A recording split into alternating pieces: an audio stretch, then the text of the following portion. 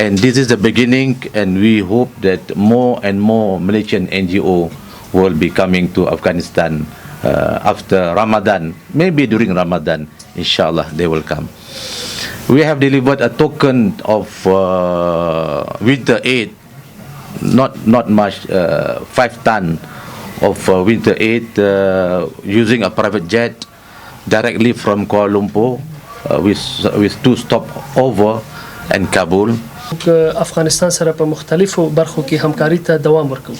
د ټولنه اوله مسله چې د یاد کړه هغه بشري مرستې دي. د ویل چې موږ غواړو چې نور انجوګانې هم د مالیزیا څومره دي هغه په د روژه کې یا د روژې نه وروسته هغه افغانستان ته راځي او په مختلفو برخو کې به دلته بشري مرستې راوړي. دا اوس 15 ټنه یو پرایویټ شخصي طیاره چې په 23 د فبرवरी باندې افغانستان ته راغلي دوی کومکونه راوړي دي او دا کومکونه د مالیزیا د غیر مسلمانو د کمیونټي نو یعنی 30% په مالیزیا کې غیر مسلمان اوسېږي دا د اغوی لخوا افغانستان ته راغلي نو اغوی دلته د حکومت د مشرانو لخوا چې د نمونه مؤخصل د حوادث وزارت د موین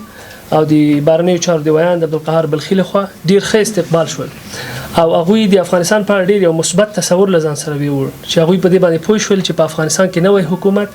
د هغه نورو مذهبونو سره چې هغه مسلمانان نه دي که هغه هندوان دي که هغه بودایان دي هغوی سره هیڅ قسمه مشکل نه لري هغوی ښه استقبالي په افغانستان کې په دې اساس باندې